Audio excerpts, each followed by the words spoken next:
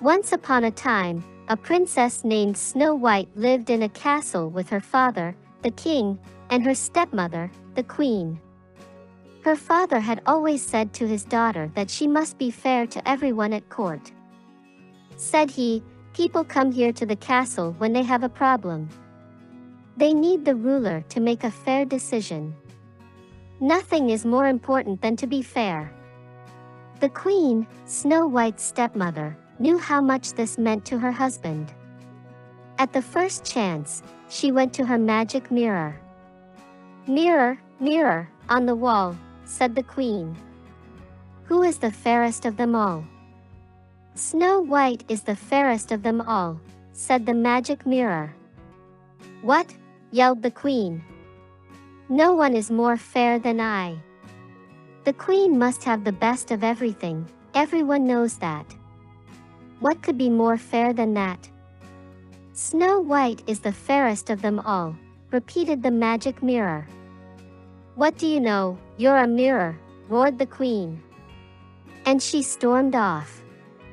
Still, the queen was bothered. So bothered was she that the queen decided to be rid of the girl, once and for all. "I cannot wait another day," she declared. The queen called for her servant, a huntsman. "Find a reason to take Snow White deep into the woods," she said, pointing her long finger at the servant.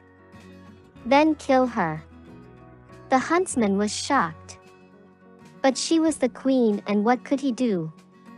The next day he took Snow White into the woods. As he drew his knife to slay her, Snow White turned around. "Look," she said, taking something out of her pocket. "You have always been good to me." She held in front of him 6 perfect arrowheads that she had carefully shaped. "Do you like them?" she said. "They are for you." "Snow White," said the huntsman, "I cannot do this." "You can take these," said Snow White. "That's not what I mean," said the servant. He dropped to his knees. "How can I say this to you? The queen, your stepmother, ordered me to kill you," he said. "But I cannot." "She did what?" Snow White called out with alarm. "You must run away," said the huntsman. "Far into the woods. Now! And never come back to the castle." Snow White turned and ran into the woods as fast as she could. Deeper and deeper she ran.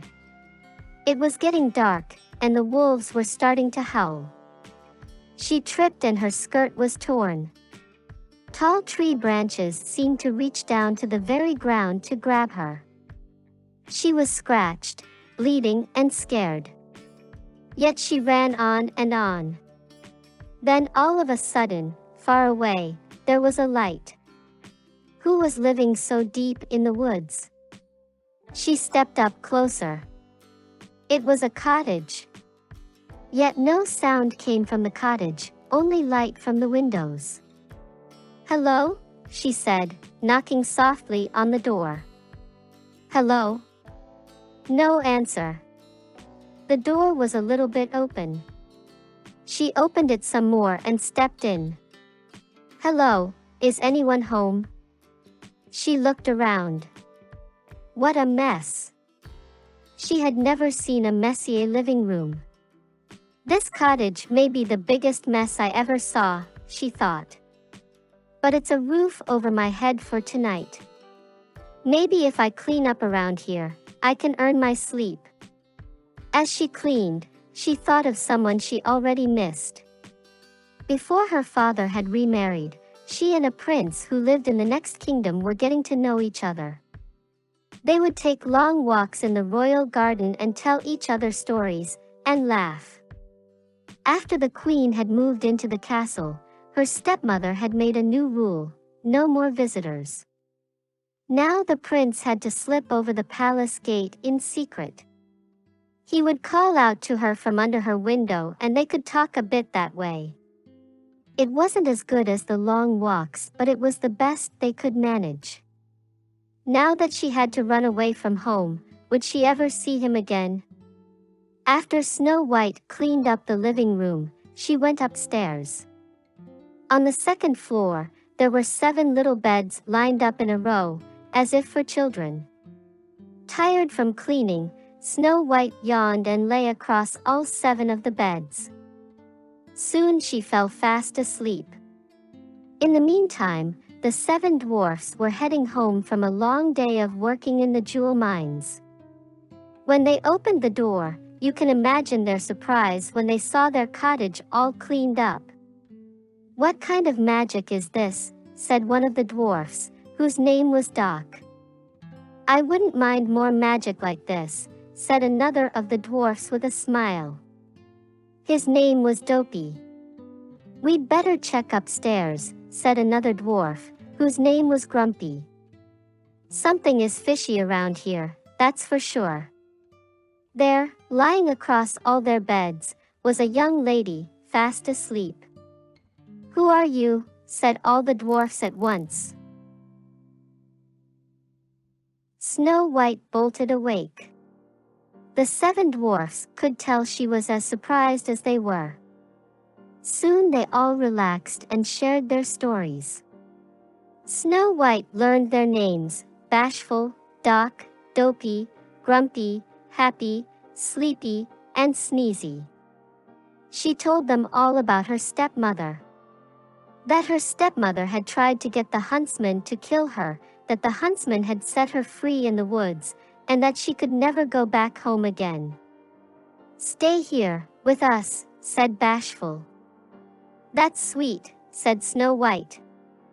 "But if I were to stay here at your home, I would have to do something for all of you." "You already cleaned up our place," said Sneezy. "Keeping the house clean will be easy," said Snow White, "as long as we all pitch in. I will let everyone know what part they can do, and I will do my share too, of course." "That's fair," said Happy. "But there must be something else I can do for you," said Snow White. The 7 dwarfs shrugged. "Do you know how to read?" said Document. "We have these books filled with wonderful tales and would love to be able to read them." And so it was agreed that Snow White would give them reading lessons. To celebrate their new friendship, Snow White and the 7 dwarfs sang and danced the night away. The next morning, before they left for work, the 7 dwarfs warned Snow White she must not open the door to anyone. After all, who knows what evil her stepmother might do? The princess nodded in agreement, and the dwarfs left the house. The princess prepared her first reading lesson.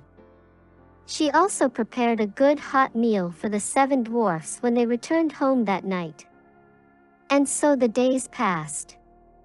Back at the castle, the queen marched up to her mirror. "Mirror, mirror on the wall," she demanded. "Who is the fairest of them all?" "Snow White is the fairest of them all," said the magic mirror. "That's impossible," screamed the queen. "The girl is no longer alive. Snow White lives," said the magic mirror. And an image was shown on the mirror of Snow White living in the cottage of the 7 dwarfs. The queen turned red with rage. She screamed, "She will not get away with this."